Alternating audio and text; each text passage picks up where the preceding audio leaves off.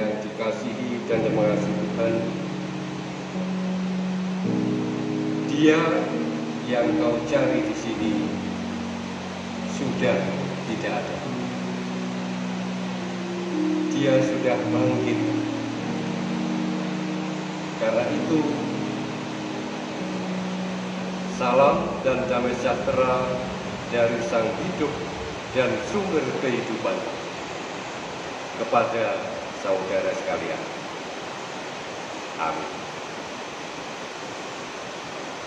Hitung Jemaat 188, kita pujikan bait 1 dan 3.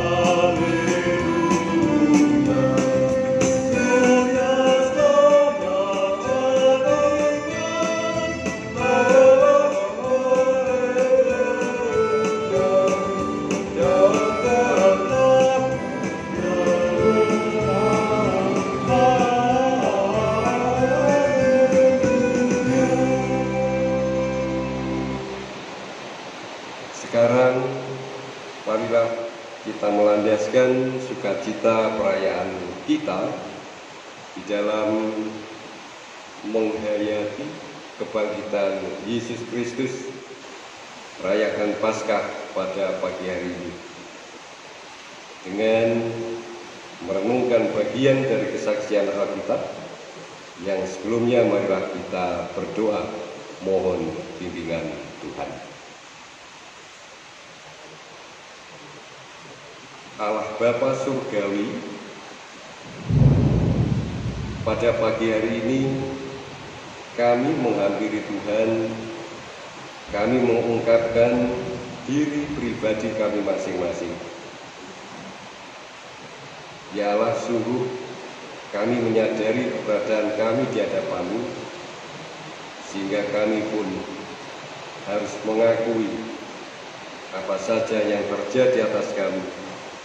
Bahkan apapun yang kami lakukan, meski tidak satu pun yang berkenan bagi Tuhan, tetapi karena kasih setia Tuhan saja, Tuhan membuat kami layak untuk senantiasa berupaya dekat di dalam penyertaan. Ya Bapa, kami akan melandaskan sukacita, kebaktian dan perayaan Paskah pada pagi hari ini dengan merenungkan bagian dari kesaksian tentang firman dan karya Tuhan. Hamba-Mu yang menyampaikannya, urapi dengan kuasa Roh Kudus, mampukan untuk meneruskan tatanan kehidupan yang baik dan semakin baik untuk diwujudkan di dalam kehidupan kami sehari-hari. Sebab setiap hal yang ada di dalam aktivitas dan hidup kami tujukan hanya untuk kemuliaan Tuhan. Bersabdalah kepada kami, ajar kami, ingatkan kami, hingga hidup kami sungguh-sungguh layak bagi Tuhan. Amin. Saudara sekalian, bagian dari kesaksian Alkitab yang akan kita renungkan dipandu oleh perikop dari Injil Matius pasal 28 ayat 1 sampai 10. Matius pasal 28 ayat 1 sampai 10. Saya akan membacakannya untuk panjenengan sekalian yang demikian. Setelah hari Sabat lewat, menjelang menyingsingnya fajar pada hari pertama minggu itu, pergilah Maria Magdalena dan Maria yang lain menengok kubur itu. Maka terjadilah gempa bumi yang hebat, sebab seorang malaikat Tuhan turun dari langit dan datang ke batu itu dan menggulingkannya lalu duduk di atasnya.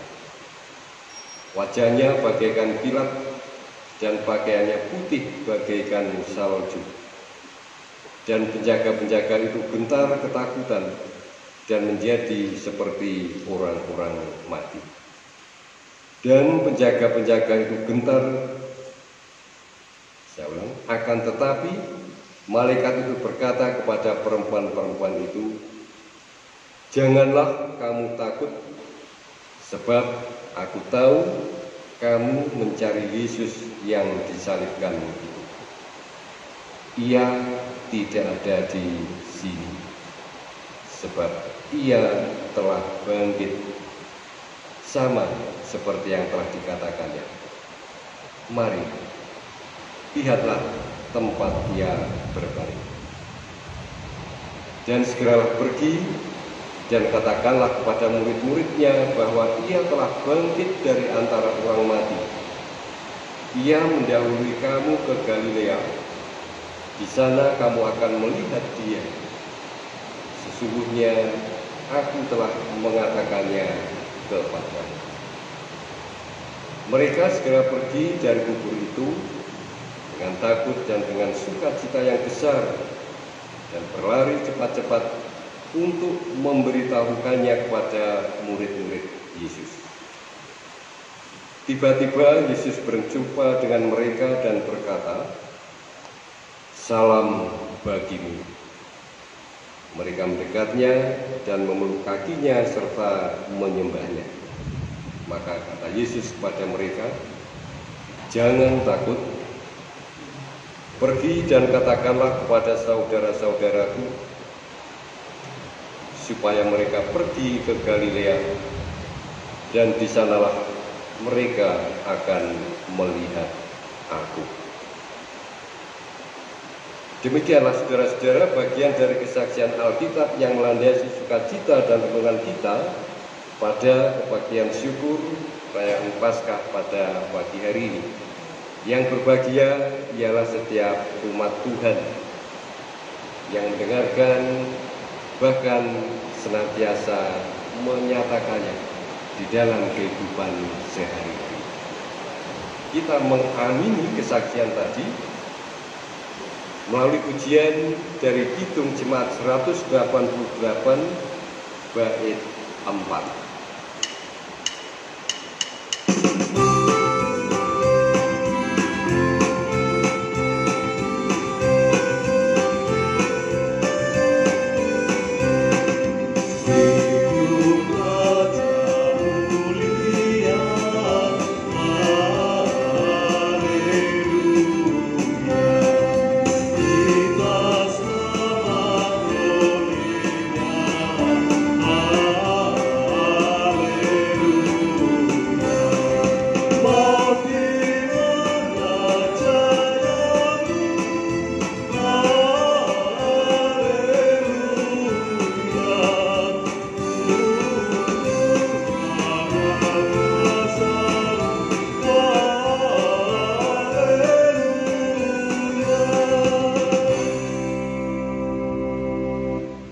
Selamat pagi Bapak Ibu dan saudaraku sekalian yang dikasihi dan yang mengasihi Tuhan. Shalom. Ya, saudara-saudara, tema atau judul yang mendasari renungan kita pada perayaan Paskah saat ini adalah kebangkitan Kristus mendamaikan yang tercerai-berai. Kebangkitan Kristus mendamaikan yang tercerai-berai.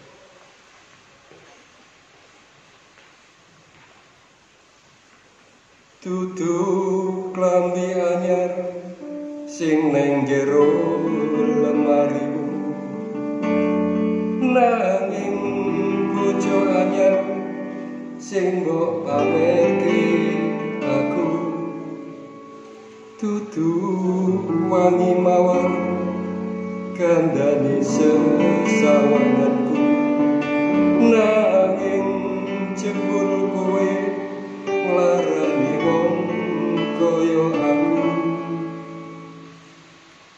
Saudara-saudara, adakah di antara panjenengan yang belum kenal atau mengetahui lagu yang bagiannya saya ungkapkan tadi?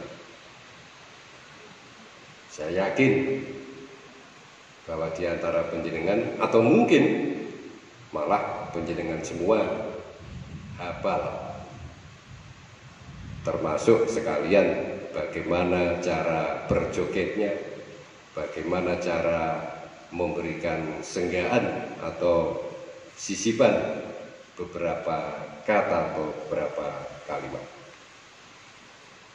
Bapak, Ibu, dan saudara sekalian yang terkasih di dalam Yesus Kristus, fenomena the Godfather of Broken Heart,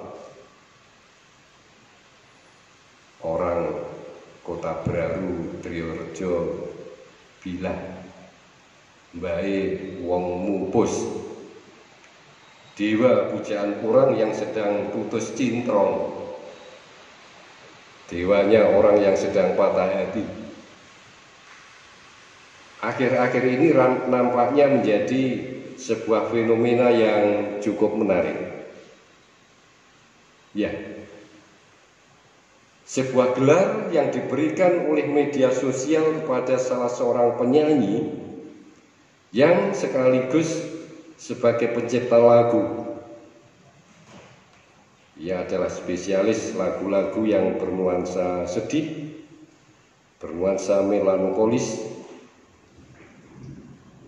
Dan sekali lagi, media sosial memiliki peran penting dalam memviralkan lagu itu.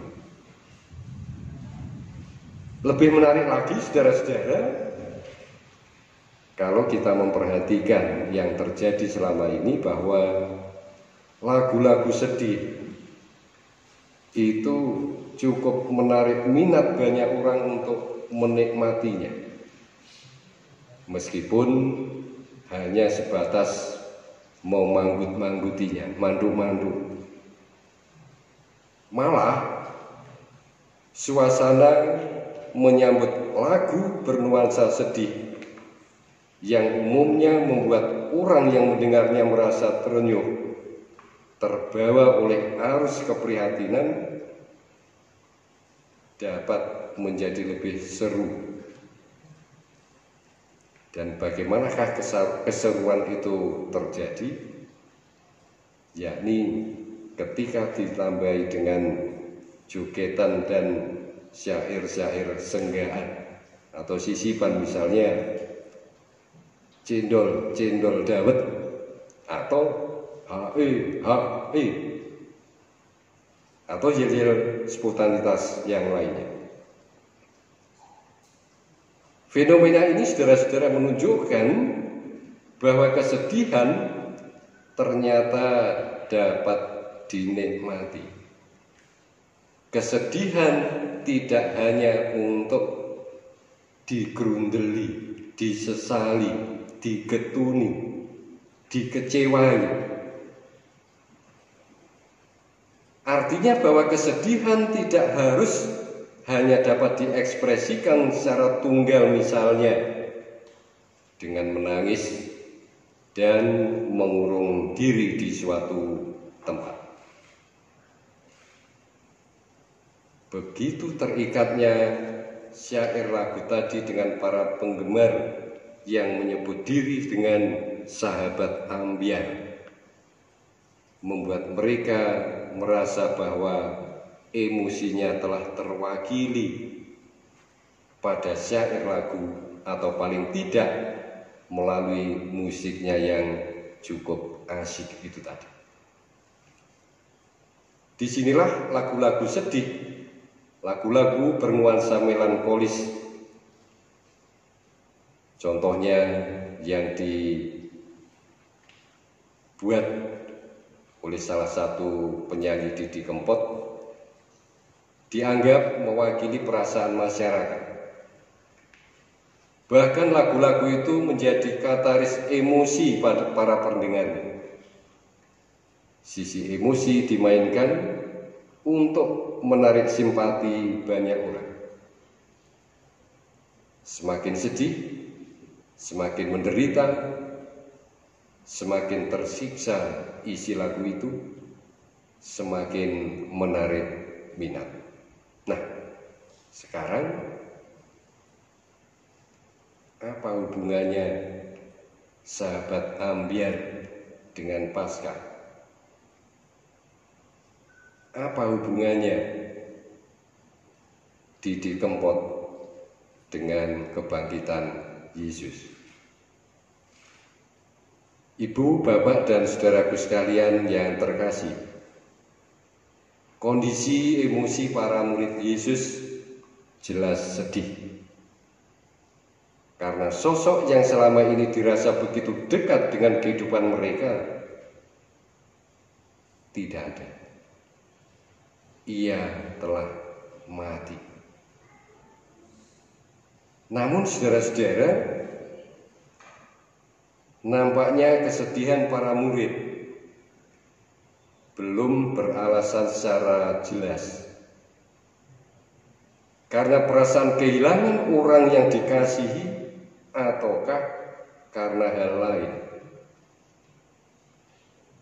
Bisa saja terjadi kesedihan itu karena kecewa pada sikap Yesus yang ketika peristiwa penangkapannya dihadapi tanpa perlawanan,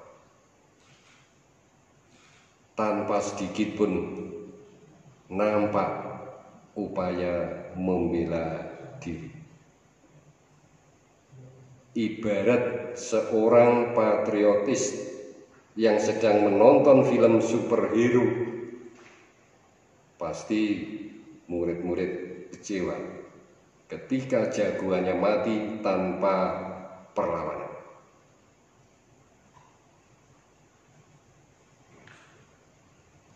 Andai saja Yesus melakukan perlawanan sengit, gigih berjuang, dan ngeyel tingkat dewa, mungkin para murid ibarat penonton akan sedikit bersimpati kepada sang superhero mereka, atau setidaknya mereka akan terhibur. Tapi masalahnya dalam kisah sebelum kematian Yesus, gambaran perjuangan sebagaimana yang diharapkan oleh penonton tidak ada, tidak nampak. Yesus ditangkap menurut saja. Begitu juga dalam sidang yang terjadi secara sewenang-wenang, ia juga tidak membela diri. Bahkan saat disalib pun tidak ada perlawanan yang berarti. Jiwa jagoannya dianggap hilang, bahkan tidak nampak sama sekali. Padahal ketika awal pelayanannya sampai masuk ke Yerusalem, sungguh jagoan ini luar biasa. Bukan hanya dalam perkara mujizat dari yang mustahil menjadi mungkin, menjadi nyata, tetapi juga tentang ajarannya yang radikal, yakni ketika menyuarakan masyarakat yang terpinggirkan, ketika menyuarakan jerit hati dan penderitaan masyarakat yang selama ini ditindas oleh penguasa. Hingga muncul pertanyaan pada diri para murid, mengapa saat mengalami puncak peperangan yang sebenarnya, Yesus sang jagoan itu tidak melakukan perlawanan? Mungkin dalam hati para murid ketika itu bergumam, mosok jagoan kok kalahan, mosok jagoan kok gak sakti belas. Penonton film superhero kecewa berat, penonton marah, dan akhirnya tidak lagi mengidolakan sang tokoh. Mereka bubar begitu saja, mereka tercerai-berai, dan tentu saja bersama-sama dengan rasa kecewanya. Sidang jemaat yang dikasihi dan yang mengasihi Tuhan, sikap Yesus yang diam tanpa perlawanan, sebagaimana jagoan dalam film-film superhero itu, ternyata tidak lepas dari peristiwa Getsemani. Artinya saudara-saudara, andai saja tidak ada peristiwa Getsemani, bisa saja Yesus tampil dalam keperkasaan dan kuasa ilahinya. Tetapi justru karena peristiwa Getsemani itulah Yesus jauh lebih tenang, Yesus jauh lebih matang dalam memaknai kembali panggilannya. Dan tentunya muncul pertanyaan lagi, ada apa dengan peristiwa Getsemani? Saudaraku sekalian, peristiwa Getsemani membuat Yesus telah selesai dengan dirinya sendiri. Saya ulang, peristiwa Getsemani membuat Yesus telah selesai dengan dirinya sendiri. Artinya, karena Yesus telah selesai dengan dirinya sendiri, maka dia tidak mau mencoba untuk membela diri. Dia tidak mau mencoba untuk melawan kekerasan demi kekerasan yang ketika itu sedang dia hadapi dan dia alami. Ia tidak juga melawan orang-orang yang memusuhinya. Dan itu adalah luapan sikap dari orang yang telah selesai dengan dirinya sendiri. Ia tenang, ia fokus kepada Allah yang mengutusnya. Fokus orang yang telah selesai dengan dirinya sendiri,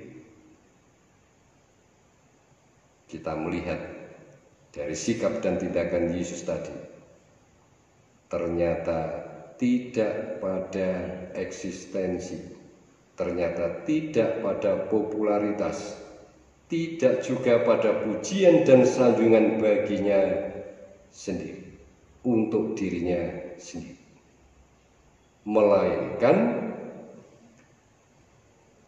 ada pada sikap dan tindakan yang mau menundukkan diri, sikap kehidupan ketertundukan dan kesetiaan kepada Allah Bapa yang mengutusnya. Kalau demikian saudara-saudara, apakah kisah Yesus Kristus yang mati tanpa perlawanan itu layaknya yang dialami oleh salah satu penyanyi kita tadi juga merupakan strategi untuk menarik simpati? Melalui bagian dari kesaksian Alkitab yang kita baca dan dengar pembacaan tadi, marilah sejenak kita coba melihat secara lebih teliti tentang kisah kematian Yesus ini.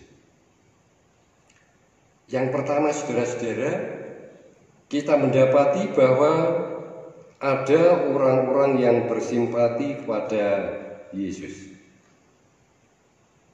Matius pasal 27 ayat 55 mengungkapkan bahwa yang bersimpati itu disebut banyak perempuan. Dan memang saudara-saudara, umumnya kaum perempuan itu kalau sudah berhubungan dengan yang namanya kesedihan, kesusahan, selalu lebih peka daripada umumnya kaum laki-laki. Demikian pula dengan saat kebangkitan Yesus. Kita melihat bahwa para perempuan juga tampil, kalau tidak boleh disebut sebagai tokoh utama. Matius pasal 28 ayat 1 menyebutkan bahwa yang datang ke kubur Yesus, mereka adalah perempuan, yaitu duet Maria Magdalena dan Maria yang lain. Apakah dua perempuan itu datang ke kubur Yesus karena simpati? Mungkin saja iya.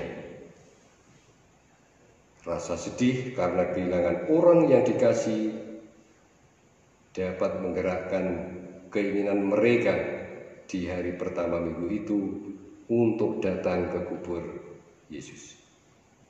Dan itu dilakukannya pada pagi-pagi benar sebelum fajar menyingsing. Lalu yang kedua, kemanakah yang lain? Kemanakah orang banyak, termasuk para murid laki-laki yang selama ini bersama-sama dengan Yesus? Ternyata mereka pergi menyelamatkan diri dengan membawa serta rasa sedih dan kecewa karena Yesus telah ditangkap, karena Yesus dianggap kalah. Dan sungguhkah Yesus telah kalah? Saudara,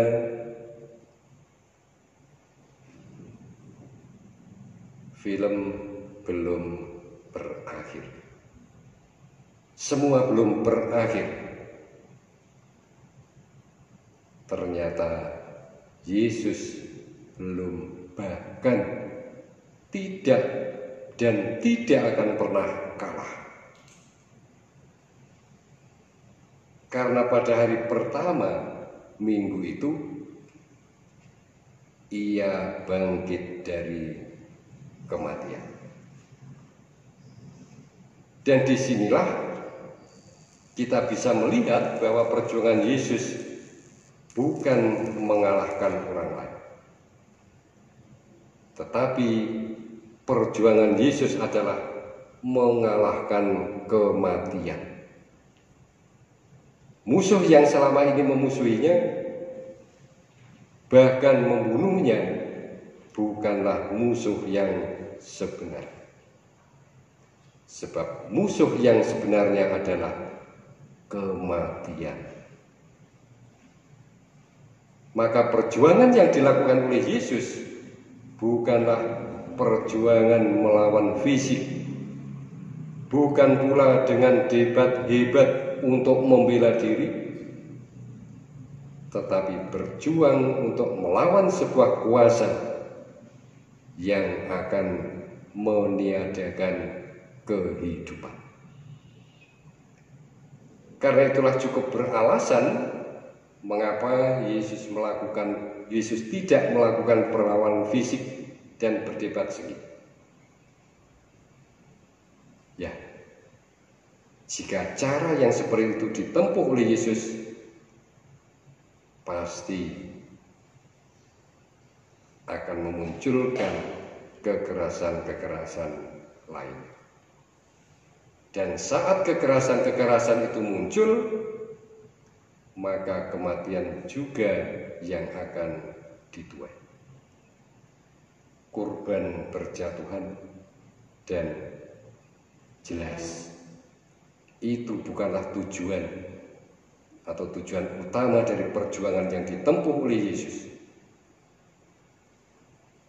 Yesus berjuang melawan kematian agar kehidupan tetap ada. Dan untuk memperjuangkan agar tetap adanya kehidupan, bukan dengan jalan meniadakan kehidupan, melainkan dengan memberikan kehidupan yang lain. Nah, dalam rangka memberikan kehidupan yang lainnya itulah, maka kita melihat bahwa Yesus tidak sendirian. Artinya, dalam kematiannya, Yesus tidak pura-pura kalah dan mati. Tetapi ia memang benar-benar kalah dan mati. Yang kalah adalah kematian pada tubuh manusiawi Yesus yang fana.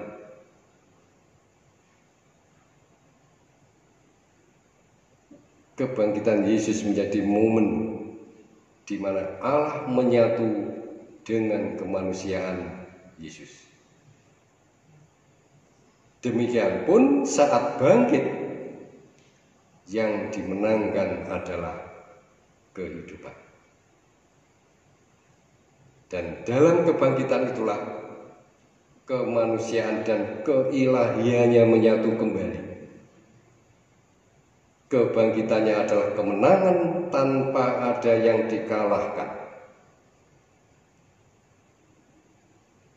Menang tanpa ngasorake. Selain kematian itu sendiri yang dikalahkan.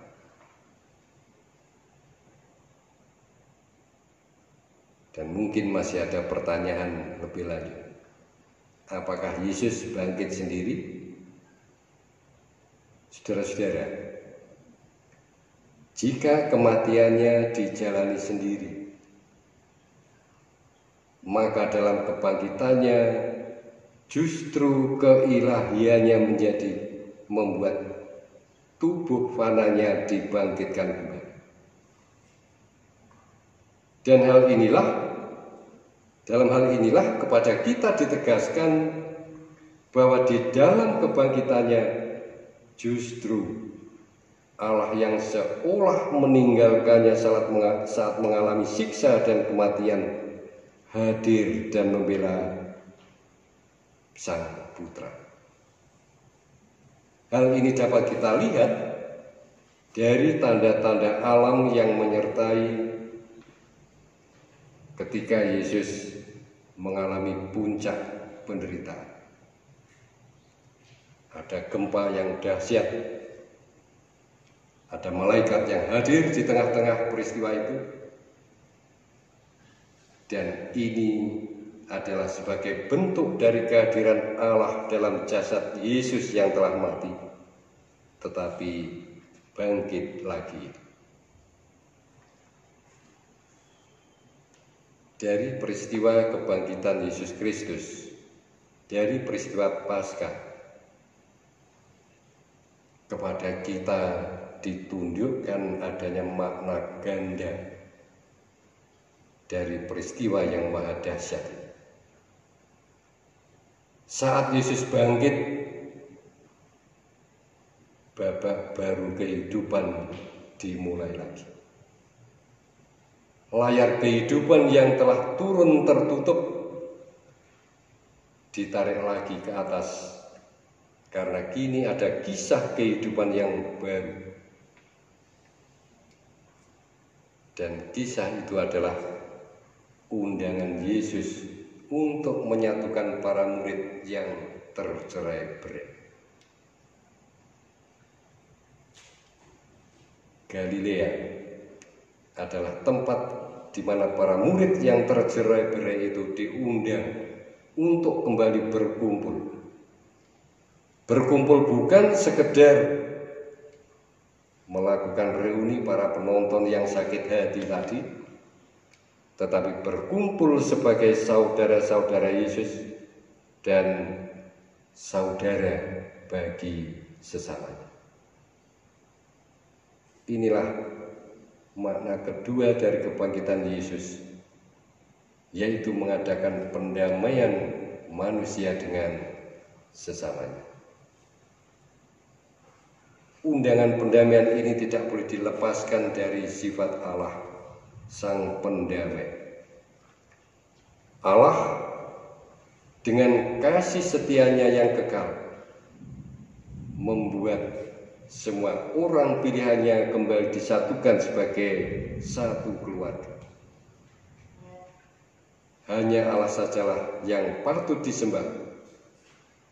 Dan karena menyembah Allah yang sama itu, maka setiap umat diajak kembali untuk membuat bagian yang lainnya menjadi satu keluarga besar, yakni keluarga Allah. Keluarga yang dibangun dan dibangun secara lebih kokoh lagi melalui kematian dan kebangkitan Yesus Kristus. Undangan pendamaian dalam kebangkitan Kristus menjadikan kita, saya, panjenengan semua bersedia menjadi satu keluarga, dan hanya Allah saja yang menjadi sesembahan kita, menjadi sesembahan setiap anggota keluarga kita. Pemulihan umat sebagai satu keluarga itu pula lah yang terus disuarakan sebagai babak baru dalam kehidupan persekutuan. Persekutuan kita akan menjadi tempat dan bersedia berbagi, sehingga pemulihan yang sebenarnya sebagai satu keluarga benar-benar dapat terjadi. Sidang jemaat Tuhan yang kekasih, apabila hari ini kita merayakan peristiwa Yesus Kristus yang bangkit mengalahkan kematian, itu berarti bahwa kita telah sedang dan masih akan terus mewujudkan pendamaian yang dianugerahkannya itu dengan senantiasa berbagi, yakni di antara yang satu dengan yang lainnya mau bersedia untuk saling memperhatikan, untuk saling menguatkan, untuk saling meneguhkan, saling menopang, baik dalam suka maupun duka. Kasih Allah kepada umatnya tetap kekal. Kasih setia Tuhan kepada setiap umat berlaku untuk sepanjang zaman dan kehidupan. Dan karena kasih Allah itu pula lah Yesus Kristus yang mati pun dibangkitkan kembali. Dan dalam bingkai kasih Allah yang kekal, kebangkitan Yesus Kristus mengundang setiap orang percaya untuk mewartakan. Pewartaan yang harus dilakukan melalui kehidupan yang senantiasa diarahkan kepada kasih setia dan penyertaan Allah. Selamat merayakan Paskah. Selamat berdamai dengan Allah dan sesama. Tuhan memberkati. Amin. Kita sambut pertemuan kita dengan kembali memuji Tuhan Kidung Jemaat 188 bait 5.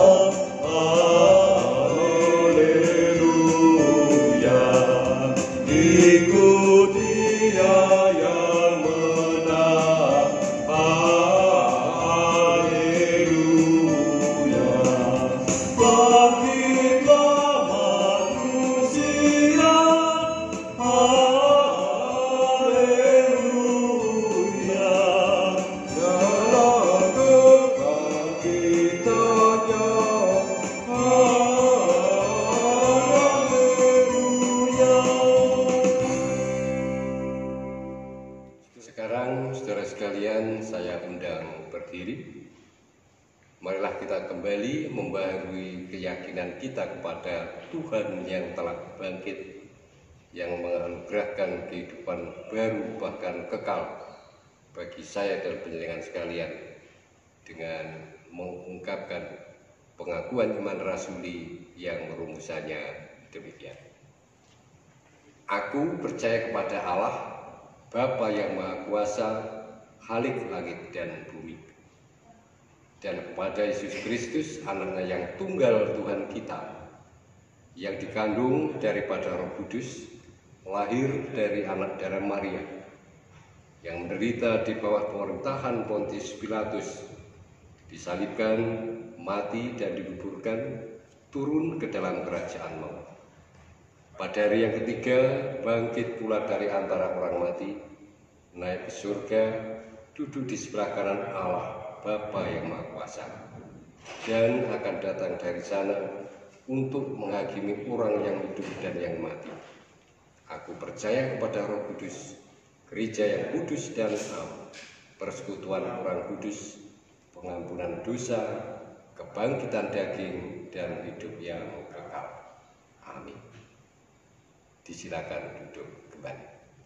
Sekarang kita akan menyerahkan wujud sukacita kita atas anugerah Tuhan. Persembahan yang masing-masing telah kita siapkan akan kita serahkan seiring dengan pujian dari Kidung Jemaat nomor 21 bait 1.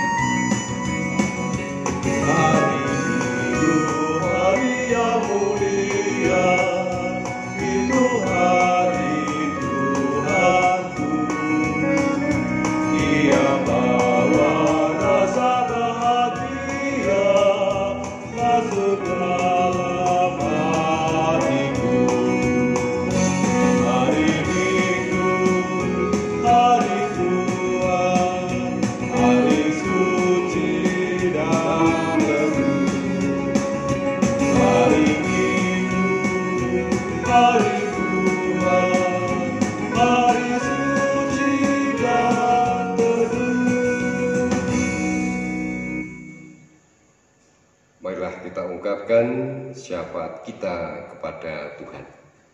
Kita tunduk kepala. Di tengah situasi kehidupan yang kami rasa cukup membuat kami hampir setiap saat bersedih, Tuhan, sungguh Engkau tidak pernah dan tidak akan pernah menjauhi kami. Dan demikianlah yang terjadi di dalam hidup kami hingga saat ini. Hanya karena pimpinan, kuasa, serta karya Tuhan sendiri, setiap hal yang kami hadapi, kami Tuhan mampukan melaluinya dengan baik, mengalaminya dengan penuh sukacita. Bapa, biarlah itu semua terjadi kami lakukan hanya untuk kemuliaan Tuhan. Kalau pada saat ini kami bersekutu meski hanya terbatas di lingkup keluarga atau rumah tangga kami masing-masing, kami yakin Tuhan juga bersama-sama dengan kami. Tuhan senantiasa membangkitkan iman percaya kami kepada Tuhan. Oleh sebab itu, jangan biarkan kami terlena, kami terhanyut oleh arus kehidupan duniawi. Tetapi pimpin kami agar senantiasa dekat kepadamu. Ya Bapa, kami menyerahkan setiap anggota keluarga kami, terlebih mereka yang hingga saat ini harus berjauhan dengan kami, dimanapun tempat, dalam hal apapun aktivitas yang mereka hadapi. Tangan kuasa, kasih dan penyertaan Tuhan saja yang membuat mereka mampu mengalami hari-hari kehidupan anugerah-Mu dengan baik dan lebih baik lagi, sebagaimana yang Tuhan sertakan di dalam hidup kami hingga hari ini. Bapa, berkati segenap perayaan Paskah yang terjadi dan dialami oleh saudara-saudara kami di tempat-tempat yang lainnya di muka bumi. Sebab kebangkitan sungguh-sungguh memberikan bukan hanya suasana, tetapi sungguh-sungguh hidup yang baru, kehidupan yang membuat kami senantiasa baru. Untuk itu ya Allah, biarlah kami pun mau meneruskan kehidupan baru ini dengan berdamai satu di antara yang lainnya.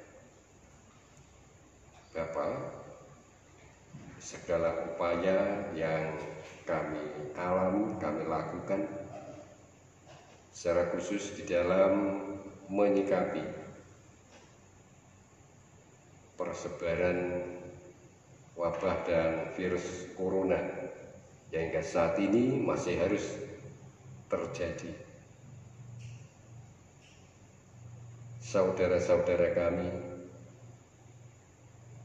baik segenap warga gereja dan jemaat atau siapapun yang terlibat di dalamnya, pimpin mereka, kuasai mereka, anugerahi kepada setiap mereka kekuatan, kesehatan, sukacita, penghiburan, sehingga semuanya tidak akan sia-sia, tetapi memberi hasil sebagaimana yang Tuhan rancang dan kehendaki. Saudara-saudara kami, orang tua kami, di tengah makin berkurangnya kekuatan fisik, lebih-lebih mereka yang sedang berbaring sakit, Tuhan jamahlah mereka, anugerahi kekuatan, kesehatan yang baru, pulihkanlah, dengar dan jawablah setiap permohonan sebagaimana yang Tuhan kehendaki. Dengan demikian, apapun wujud perhatian dan jawaban Tuhan, kami mengalaminya dengan sukacita dan penuh ungkapan syukur bagi Tuhan. Bapak, kami akan mengakhiri kebaktian syukur pada perayaan Paskah hari ini.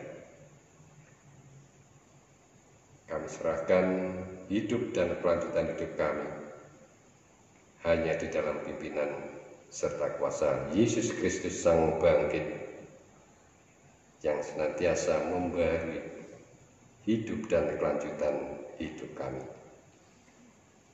Amin. Saudara-saudara, kita akan mengakhiri kebaktian syukur kita pada saat ini. Dan marilah kita kembali melakukan dan melanjutkan apapun bentuk aktivitas yang dipercayakan oleh Tuhan kepada kita masing-masing dengan lebih sungguh lagi, dengan lebih baik lagi, dengan lebih bersukacita lagi, oleh karena anugerah kebangkitan yang juga membangkitkan kita untuk tetap dan terus bersemangat memuliakan Tuhan di dalam kehidupan. Saudara sekalian, saya undang berdiri.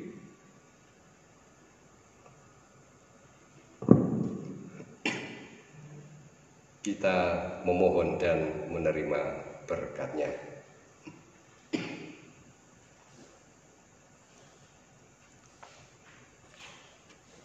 Anugerah kehidupan dari Tuhan Allah Bapa, kebangkitan Yesus Kristus Sang Putra, memberikan kekuatan dan sungguh kehidupan yang baru. Di dalam kuat kuasa dan penyertaan Roh Kudus, senantiasa memampukan saudara sekalian di dalam menapaki dan melanjutkan hari-hari kehidupan yang dipercayakannya sampai kekal. Amin. Terang matahari telah menyinar, dan seterusnya.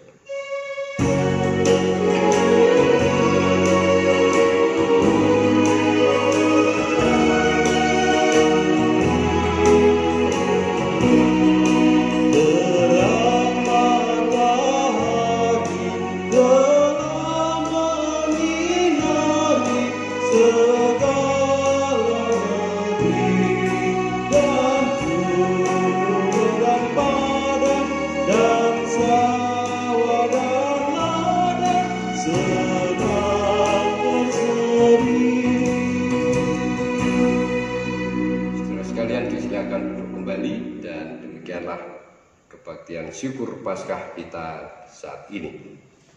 Berikutnya kita perhatikan beberapa hal yang perlu disampaikan oleh Majelis PKJW Jemaat Kota Baru Triorejo.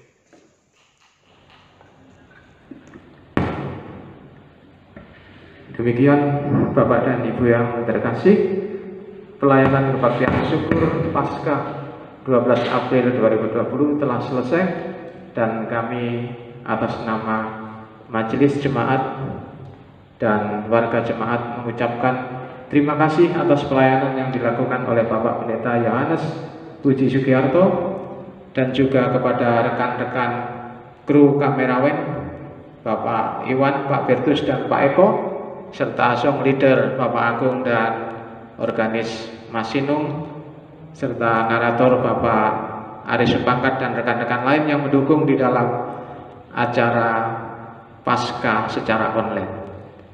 Bapak Ibu, perlu diketahui bahwa liturgi yang kita gunakan pada kebaktian syukur Minggu Paskah saat ini adalah tata ibadah khusus sebagai respon GKJW Jemaat Kota Baru Triorejo terhadap pandemik COVID-19, serta sebagai wujud partisipasi kehidupan beriman segenap warga Gereja Kristen Jawi Wetan terhadap himbauan pemerintah maupun PGI dalam menyikapi persebaran virus corona. Ada beberapa pengumuman yang perlu kita perhatikan di sini adalah bahwa persembahan yang telah Bapak Ibu kumpulkan yang berupa amplop syukur dan amplop peribadatan. Dalam hal ini apabila Bapak Ibu belum menerima amplop syukur yang berwarna merah, bisa menuliskannya pada amplop yang telah Bapak dan Ibu sediakan di ujung sebelah kiri dengan tulisan persembahan syukur. Namun tidak menutup kemungkinan apabila Bapak dan Ibu ingin mempersembahkan persembahan yang lain, bisa menulis di amplop yang Bapak Ibu sediakan dari rumah masing-masing dengan bertuliskan misalkan amplop pembangunan, abadi, ataupun amplop hijau. Demikian untuk pengumuman yang pertama. Dan yang pengumuman yang kedua yang kami sampaikan adalah terima kasih atas persembahan yang telah disampaikan oleh Bapak dan Ibu dalam mendukung kepemilikan inventaris sepeda motor yang ketiga. Kami ucapkan terima kasih. Demikian juga selamat berulang tahun bagi warga yang berulang tahun pada bulan April.